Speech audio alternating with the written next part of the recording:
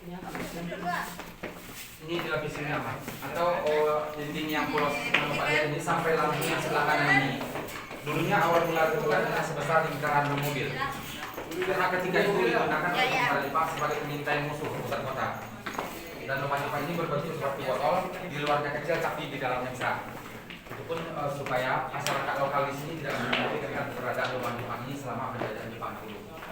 Setelah ditemukan dan direnovasi oleh pemerintah, maka ini diperbesar ulang supaya mungkin bisa masuk ya. Nah, yang tadi Pak, yang waktu penjajahan Jepang itu orang Musa, orang kita Pak, tapi bukan orang tempatan, bukan orang lokal Pak. Melainkan penangkapannya mereka datangkan orang Pulau Jawa, Sulawesi, dan Kalimantan. Itu dengan taktik dan tujuan, jikalau ada pekerja paksa ini yang sempat meloloskan diri dari jajahan orang Jepang, termasuk di dua lorong, mereka tidak bisa berkomunikasi sama masyarakat di sini, dikarenakan beda daripada bahasa mereka. Taktik utama lubang Jepang ini Bang, setiap dinding yang Bapak lihat ini ada sebelah kiri dan sebelah kanan, banyak gelombang-gelombang. Ini masih original Bang. Yang mana gunanya sampai sekarang yaitu sebagai pemecah suara atau peredam suara. Bila pun ada rongga-rongga seperti ini, suara kita di sini akan diredam atau tidak bergema lagi Pak. Beda sama sisi dinding polos tadi ya, suaranya akan bergema. Itulah salah satu teknik dari bahasa Jepang. Dikarenakan waktu penjajahan mereka dulu selama 3,5 tahun, banyak suara aktivitas bunyi-bunyi dari dalam tanah, termasuk letupan senjata, hingga masyarakat orang lokal tidak ada yang dengar. Penggalian Jepang ini hanya menghabiskan waktu 2 tahun 8 bulan.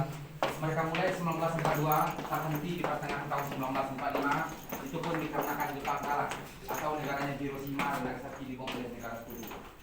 Rencana dari semula untuk kota Bukit Tinggi yang kecil ini akan mereka gali terowongan sepanjang 6 kilo, Pak.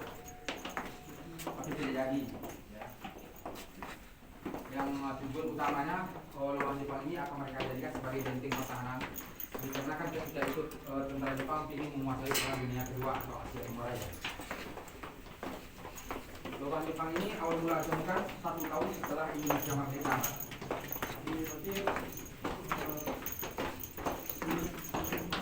Ya, ditemukan itu pun secara tidak sengaja. Nah, selama ada di penggalian lubang Jepang ini, masyarakat di sini tidak akan mengetahui tentang keadaan. Dan posisi kita ini sekarang Pak, di bawah tanah ada 40 meter ya Pak, sampai taman tadi. Di dalam sini kita tidak mempunyai sinyal handphone. Dan terutama sekali lubang Jepang ini tidak pernah banjir Pak, karena satu tetes pun air hujan tidak pernah merembes masuk ke dalam sini.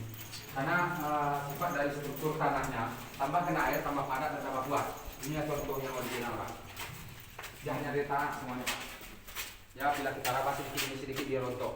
Maka pemerintah melapisi ulang semen seperti ini di tahun 2012.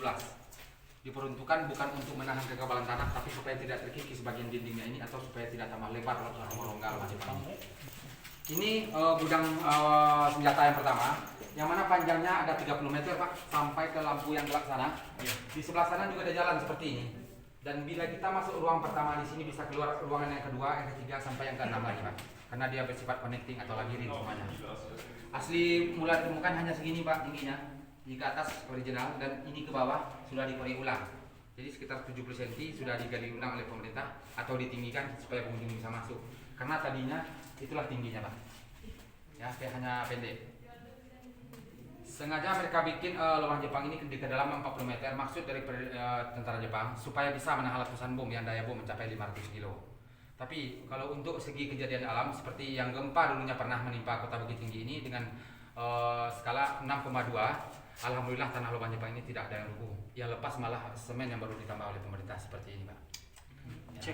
Itu pun salah satu kuasa Tuhan ya Pak ya. Senjata yang mula-mula ditemukan pun Pak, itu pun masih banyak yang aktif. Maka pemerintah langsung memindahkan ke museum perjuangan yang ada di kota Tinggi. Itu pun sengaja tidak ditaruh dalam lubang Jepang ini dikarenakan suhu udara di dalam lubang Jepang ini terlalu dingin dan itu pun bisa membahayakan bagi orang yang mendapatkan senjata-senjatanya. Ini ruang senjata yang kedua, tapi pagar atau peralatan yang ada di dalam itu Pak sudah tambahan oleh pemerintah Bukit Tinggi, yang mana tadinya akan mau direhab menjadikan sebagai mini teater atau bioskop mini tentang perfilman dokumenter penjajahan Jepang dulu.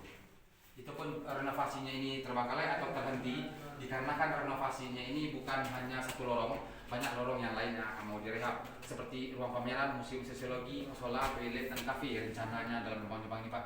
Dan wajar pemerintah pusat melarang lagi lagi Pak ya, agar tidak dilanjutkan lagi karena alasannya bisa menghilangkan bentuk sejarah atau bentuk daripada asli, dan itu pun tidak masuk akal tempat sejarah dijadikan kafe dalam lubang Jepang ini. Ya Pak ya. Lorong yang sebelah kiri Pak masih original, yang mana temboknya langsung ke jurang Pak. Itu ada pantulan cahaya yang Bapak lihat, itu sudah pinggang jurang Aresiano. Kurang lebih ketinggian dari sini kurang mencapai 70 meter hingga dasar sungai Aresiano. Asal mula lorong ini mereka jadikan hanya sebagai ventilasi udara, itu pun dalam keadaan darurat pernah mereka jadikan ini sebagai pintu pelarian. Bagi yang nekat maksudnya Pak, bila melarikan diri harus turun sejauh 70 meter, itu pun menggunakan apa yang ada. Seperti di luar sana hanya ada pohon-pohon atau akar-akar kayu untuk menuju sampai di bawah. Terakhir kali pun lorong ini yang tembus ke jurang ini pernah dijadikan Jepang sebagai untuk bunuh diri. Dikarenakan Jepang mempunyai prinsip dalam peperangan mereka yang namanya harakiri atau kamikaze. Di pertengahan tahun 1945 Jepang kalah atau negaranya Hiroshima dan Nagasaki dibom itu, mereka tinggalkan lubang Jepang ini dalam keadaan belum siap. Bagi untuk pekerja paksa atau rukuta yang masih hidup dalam lubang Jepang ini, baik laki-laki dan perempuan, mereka bunuh semua supaya tidak membocorkan rahasia. Dan makanya awal mula ditemukan lubang Jepang ini Pak, kurang lebih ya sepanjang jalan ini ditemukan kerangka manusia semua, kerangka dari rumusa semua.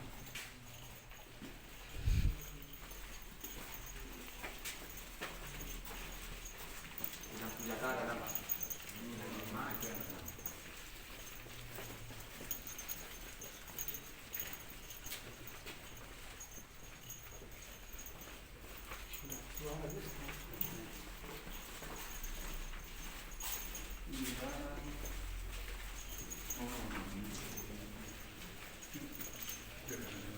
Jadi semua ruangan dalam lubang Jepang ini Pak, kalau ruangan itu ada 21, sementara yang kita lewati baru 6. Jadi lebih sisanya ada 15 ruangan lagi dari ujung ke ujung Pak. Dari ujung sebelah kanan tadi sampai ujung sebelah kiri saya ini ada 15 ruangan lagi, itu pun masih bersifat connecting. Bila kita masuk ruang di sini bisa keluarnya di bawah, bisa keluarnya di atas. Nah, di antara 15 ruang ini Pak, pernah dulunya bekas yang mereka jadikan sebagai ruang makan untuk pekerja paksa kita atau ruang makan Romusa. Satu sebelah kiri, satu sebelah kanan ini Pak. Seperti ini bentuk daripada ruang makan Romusa kita dahulu Pak. Mereka dikasih makan hanya di 2 lorong ini, itu pun makan secara bergantian. Dan sementara untuk konsumsi makanan yang mereka dapatkan, itu pun hasil rampasan dari penduduk lokal di sini yang dirampas oleh tentara Jepang. Itu pun mereka bagi hanya mentah-mentah, karena dapur di dalam lubang Jepang bukan untuk masak, melainkan untuk penyiksaan.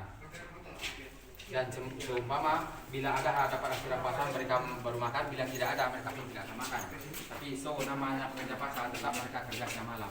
Dan banyak juga pekerja paksa kita di sini yang matinya karena kelaparan Pak, karena seimbang gizi mereka makan semua tenaga yang mereka keluarkan. Tapi disayangkan awal mula ditemukan lubang Jepang ini di tahun 46. Bekas yang peninggalan di ruang makan ini berupa hanya piring dan gelas, itu pun hanya terbuat dari batok kelapa sama potongan bambu, dan itu pun sudah lampur atau dimakan rakyat. Pemerintah membuang aja Pak, tidak diabadikan maksudnya Pak ya, karena sudah nggak patut lagi diperlihatkan untuk umum. Ruang sidang atau ruang meeting Pak, ruang ini paling besar di antara ruangan yang lain. Itu pun pernah mereka jadikan sebagai ruang sidang atau tempat dikoreknya informasi dari orang-orang lokal yang habis mereka culik. Maksud daripada ini mereka gunakan ruang sidang, pertama ruang paling besar, yang kedua di sini pun suara saya bergema dan besar Pak. Dan mereka maksudnya tidak perlu menggunakan mikrofon, dan saya pun tidak perlu untuk teriak-teriak ya Pak. Contohnya bicara seperti ini jelas sampai ke ujung sana. Dikarenakan di sini tidak ada sekat-sekat pemecah suara yang tadi.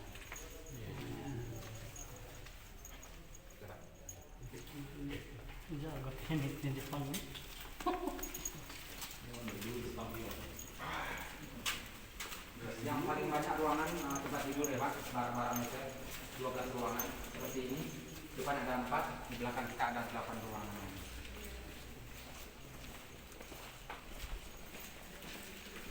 Ini tembus ya? Itu tembusnya masih ke jurang Pak. Oh, jurang. Boleh asal mula mereka jadikan hanya sebagai ventilasi udara, tapi pernah juga mereka jadikan sebagai pintu pelarian. Kalau bosan hidup Pak boleh dicoba.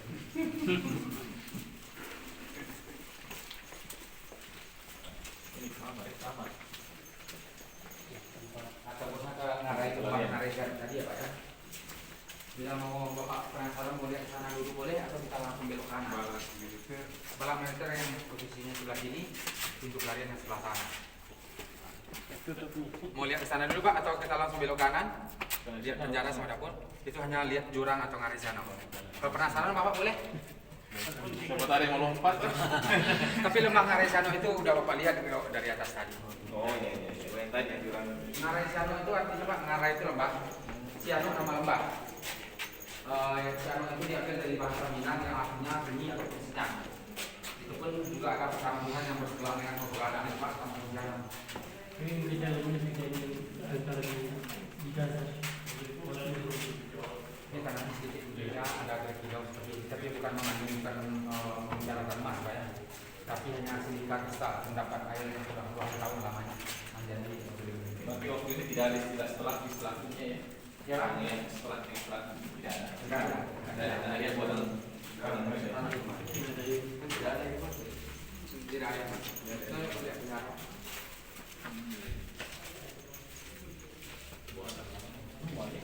Manual Pak.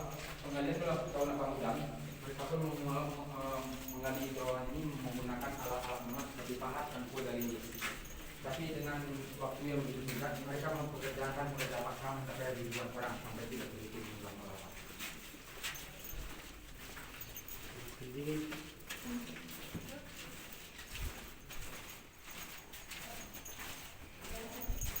Jadi yang paling ini Kita nih Pak, ini kan batu alam nih Pak ya. Renovasi terakhir Lubang Jepang ini Pak waktu Covid kemarin. Awal mula direnovasi Lubang Jepang ini di tahun 1985. Yang meresmikan ketika itu Bapak Mendikbud, Bapak Menteri Keuangan di tahun 1986 Pak. Karena Lubang Jepang ini peninggalan bersejarah, bukan dari dinas pariwisata yang meresmikan ya Pak ya. Dinas pendidikan. Inilah bentuk penjara, tapi penjaranya ini dalamnya Bang sudah ditimbun Bapak. Itu bekas tanah timbunan Pak. Ya, tadinya kurang lebih mencapai 20 meter sampai ke belakang sana. Itu ditimbun oleh pemerintah dikarenakan mula-mula ditemukan banyak kerangka manusia dalam penjara di sini. Setelah semua kerangkanya ini dipindahkan ke makam pahlawan, sedikit meninggalkan bau bangkai atau bau mayat. Dan sewaktu pemerintah gali lagi atau renovasi lagi bagian lantainya ini sengaja tanahnya ditimbun ke sana untuk menghilangkan baunya itu tadi Pak. Dan menurut keterangan mereka yang dimasukkan dalam penjara di sini pekerja paksa kita yang tidak sanggup bekerja lagi Pak. Dikarenakan mereka kerja itu siang malam kadang-kadang dikasih makan dan minimal sanggup bertahan itu pun cuma hanya sampai 5 atau 6 hari. Ya Pak ya, karena mereka pun tidak ada tidur, tidak ada istirahat Pak. Istirahatnya di sinilah untuk selamanya. Konon kabarnya mereka pun tidak dikasih makan, yang sakit pun tidak akan diobati, malah dibiarkan sampai mati begitu aja. Makanya dapur sengaja bersebelahan dengan penjara. Isi dari dalam penjara, isi daripada dapur ujung-ujungnya semua mati Pak. Ya, dapur bukan untuk masak, hanya sebagai tipuan atau kamuflase. Dulunya mereka jadikan sebagai dapur eksekusi, tempat penyiksaan dan pembantaian orang-orang kita yang melawan sama tentara Jepang Pak. Nah, dikarenakan banyaknya korban yang menjadi mati di sini, menggali lubang Jepang ini supaya mayat tidak bertumpuk dalam sekarang masih jauh Pak kalau di Indonesia. Kalau dulu luas ya. 2 kali lebih besar daripada itu Pak. Dibuka kecil, sengaja dibuka kecil supaya tidak ada anak-anak kecelakaan jatuh Pak. Ya karena tembusnya langsung ke sungai. Bentuknya seperti pelosotan gitu Pak. Ya, izin Pak ya. Bapak melihat dekat-dekat ini pun masih jauh Pak. Dan seumpama lubang ini hanya segini ini Pak. Ini semenjak semen baru diperkecil. Ya. Nah, sementara pintu yang di atas ini Pak, dia gunakan untuk pengintaian. Yang mereka intai dari sini bukan musuh, melainkan penduduk kampung yang ada di bawah sana. Karena di bawah Ngaresano itu ada 3 perkampungan yang mata pencarian mereka hanya bertani dan berkebun. Jadi maksud dari tentara Jepang, bila ada penduduk yang ada di bawah sana setelah panen mau menjual hasil kebunnya ke kota Bukit Tinggi, mereka diintai dari sini dulu Pak, memastikan ya bahwa ada hasil rampasan, nantinya baru mereka rampas di pintu penyergapan. Kurang lebih cara kerjanya mereka naik ke lubang yang kecil ini Pak, tembusnya nanti ke tepi tebing, jauhnya hanya sekitar 10 meter. Dan ini contohnya Bapak posisinya di sini. Sampai sekarang masih ada kelihatan cahaya, itu menandakan masih tembus Pak. Ya, jadi lubang ini kayak miring ke atas ini Pak, dia habis di atas itu sedikit agak rata, tembusnya di tepi tebing. Ya. Nah, sementara bila mereka ada yang mengintai dari sini Pak, penduduk di bawah sana tidak ada curiga, karena posisi lubang yang kecil ini kurang lebih ketinggian dari dasar sungai mencapai 85 meter, dan di luar pun sengaja mereka tutup sama dahan-dahan kayu atau semak-semak yang lain supaya orang pun tidak curiga. Dan ya seumpama mereka naik pakai tali ya Pak ya, karena tidak begitu jauh. Dan semen ini baru ditambah oleh pemerintah. Jadi tadinya tidak pernah mereka gunakan untuk masak Pak. Bila pun masak, orang dulu menggunakan kayu api ya Pak, pasti mengeluarkan banyak asap dan itu pun nanti akan menjadi suatu petanda. Jadi konon keterangannya hasil rampasan yang mereka dapatkan itu mereka pun makan mentah-mentah, termasuk Romusa pun juga makan mentah-mentah. Ya. Misal Pak, kalau di bawah kan banyak itu Pak perkampungan. 3, yang ada namanya salah satu kampungnya Kampung Pisang namanya Pak. Memang tanam pisang aja semua ya sana. Nah, ada Sungai Jariang, itu jengkol Pak. Dulunya itu keluar, dekat lagi Pak. Sesuatu kebagusan. Dan daripada itu makanya Pak, di sini pun di sisi sini mereka perbanyak lomba-lomba ini Pak. Karena kan tadinya dapur mereka jadikan sebagai untuk penyiksaan dan pembantaian. Orang kena siksa pasti mengeluarkan suara irisan setidaknya Pak ya. Jadi suara itu pun tidak akan kedengaran sampai ke sana, karena suara ini sudah diredam sama rongga-rongga ini. Sekaligus rongga-rongga ini sempat mereka letakkan api obor, alat penerangan daripada waktu zaman itu Pak dulu. Nah, lubang Jepang ini posisinya Pak di bawah tanah. Ada di atas kita ini rumah warga, masjid, jalan raya, taman panorama. Salah satu kita berjalan di bawah kuburan Pak. Kuburan sudah dikuburkan sejak 1937 sebelum digalinya lubang Jepang ini. Dan sengaja mereka gali lubang Jepang di bawah kuburan supaya orang yang sekitaran di sini pun tidak curiga bahwa ada kehidupan di bawah kuburan. Kehidupan ya? Tapi 40 meter ya Pak ketinggiannya.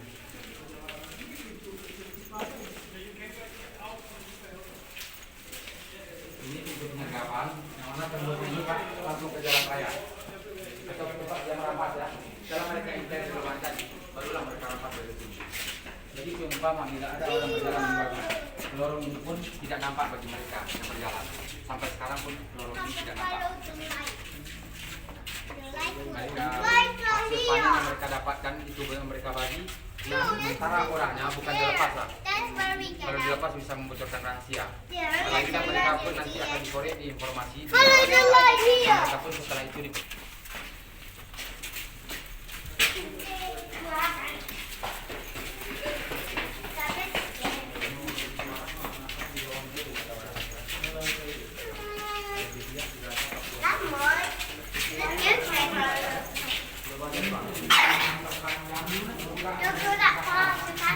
inilah yang posisinya berada di tinggi terpanjang Asia Tenggara Pak. Dan dibuka Pak.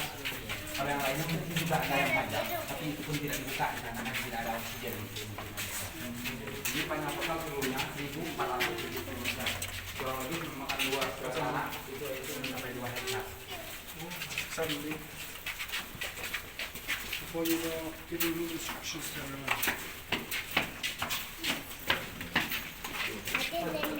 blue light. I saw blue light. Bangunan pun kota ada di Bapak tidak pernah menemukan orang atau bangunan ini. Karena setiap bawah itu masih banyak lorong-lorong.